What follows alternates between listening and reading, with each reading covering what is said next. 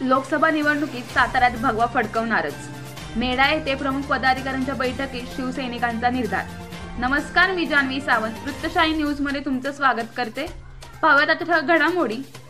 लोकसभेची साताऱ्याची जागा शिवसेनेच्या वाट्याची असल्याचे ठणकावत या जागेवर शिवसेनेने सर्वप्रथम दावा ठोकला। पदाधिकाऱ्यांसह शिवसैनिकांनी संपूर्ण जिल्ह्यात भेटीगाठी व बैठकींचा धडाका लावला आहे।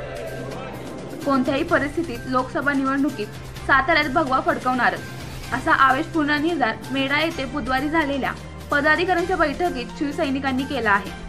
बैठकीत शिवसेना पक्ष निरीक्षक तथा जिल्हा संपर्क प्रमुख शरद कनसे, जिल्हा प्रमुख पुरुषोत्तम जाधव, जिल्हा प्रमुख चंद्रकांत जाधव, महिला आघाडी जिल्हा प्रमुख सौ शारदा जाधव, सातारा शहर प्रमुख निलेश मोरे, जावळी तालुका प्रमुख श्री पवार यांच्यासह इतर पदाधिकारी व कार्यकर्ते मोठ्या संख्येने उपस्थित होते।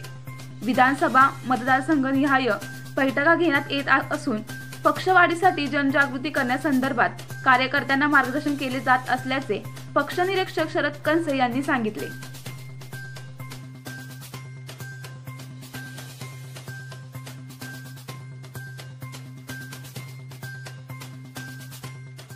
कनसे साहेब, आपण संपर्क प्रमुख आहात।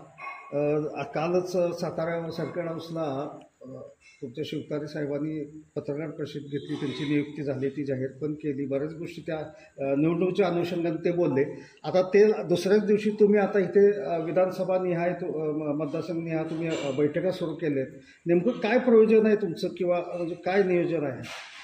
हे बघा, शिवतारे बापूंची जशी पश्चिम महाराष्ट्रावरती निवड झाली तशी माझी सातारा लोकसभा निरीक्षकपदी महाराष्ट्र राज्याचे मुख्यमंत्री आदरणीय एकनाथ शिंदे साहेब यांच्या सूचनेनुसार माझी निवड झालेली आहे आणि त्या अनुषंगाने आम्ही पूर्ण सातारा जिल्ह्याच्या लोकसभेच्या अंतर्गत येणाऱ्या सर्व विधानसभा आणि त्या विधानसभेच्या सर्व पदाधिकाऱ्यांच्या आढावा बैठका चालू केलेल्या आहेत आणि आज सकाळच्या सत्रामध्ये वाई विधानसभा मतदारसंघाची आढावा बैठक झाली।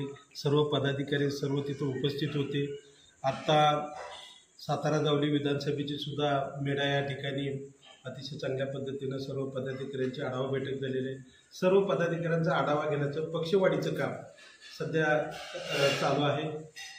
भविष्यामध्ये तुम्हाला माहीतच असेल की आता लोकसभा लागते आणि या लोकसभेच्या अनुषंगाने पक्षाची बांधणी चांगली चालू आहे। पुरुषोत्तम जाधव साहेबांनी त्यांच्या उमेदवारीविषयी थोडी घोषणा केली, त्यानंतर जिल्ह्यात अगदी एखाद्या म्हणजे फटाफट सगळ्यांच्या घोषणा होऊ लागल्या की प्रत्येकजण इंटरेस्टेड आहे। जसं की नरेंद्र पाटील आहेत पाटणची, ते सुद्धा इच्छुक आहेत। कराडचे भोसले कंपनीमधले इच्छुक आहेत। अजितदादा सांगतायत आम्ही आमची जागा असेल ती। तर एकंदरीत आता तुम्ही अभ्यास करताना काय वाटतंय तुम्हाला? काय हे बघा, गेली 25 वर्षापूर्वीची आमची नैसर्गिक युती आहे, शिवसेना आणि BJP ही नैसर्गिक युती आहे।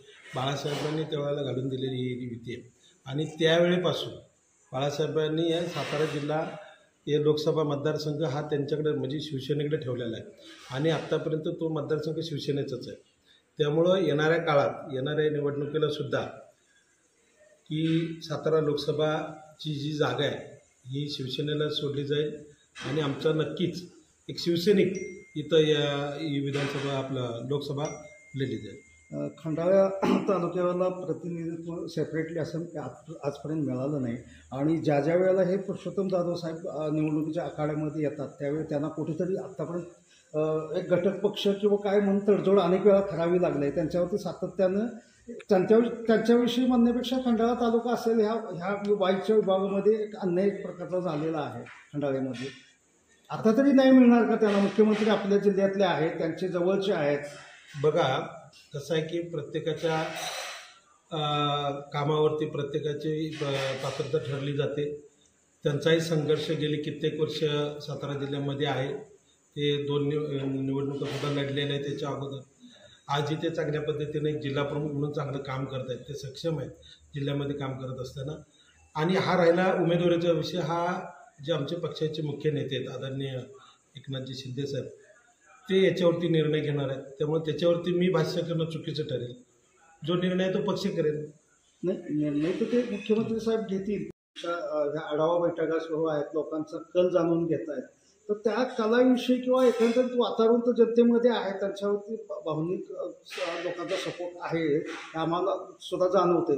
तर हेच तुम्ही वरती कळवणार का की बाबा असं बघा, पक्षाची आढावा बैठक झाली की पूर्ण आढावा बैठकीमध्ये पूर्ण सर्वे केला जातो आणि पक्षाची बांधणी किती आहे, बांधणी कशी केली पाहिजे, नियोजन कसं केलं पाहिजे, युवरचना जी असते ती सगळी याच्यामध्ये रचली जाते आणि त्या हिशोबाने वरती तसे रिपोर्ट आमचं कामच आहे. ते पक्षाचं निरीक्षकाचं हे कामच आहे की वरती पक्षापर्यंत की सध्या परिस्थिती काय आहे आणि आज कशा पद्धतीनं आपण तिथं नियोजन केलं पाहिजे, पुढं कशी व्यूहरचना रचली पाहिजे. आणि हे सगळं चालतंच ना. त्यामुळे जी रचना आहे, जी व्यूहरचना आहे ते आम्ही करतोय आणि ती नक्कीच वरपर्यंत जी सत्य परिस्थिती ती पोहोचली जाते. शेवटचा एक प्रश्न आहे, भाजपची आणि तुमची युती आहे. पाटील तालुक्याचे नरेंद्र पाटील ह्यांनी घोषणा केल्यानंतर त्यांनीही केली की बाबा मी इंटरेस्टेड आहे, पण त्यांना समजा शिवसेनेच्या वाटेला असेल तर पुन्हा ते शिवसेनेत येऊ इच्छित समजा आले तर काय परत? हे बघा, तो विषय वरिष्ठांचा आहे. तो मुख्य नेते आमचे आदरणीय एकनाथजी शिंदे साहेब आहेत, ते त्याच्यावरती निर्णय घेतील. त्यामुळे त्याच्यावरती मी आत्ता सध्या काय भाष्य करणं चुकीचं आहे.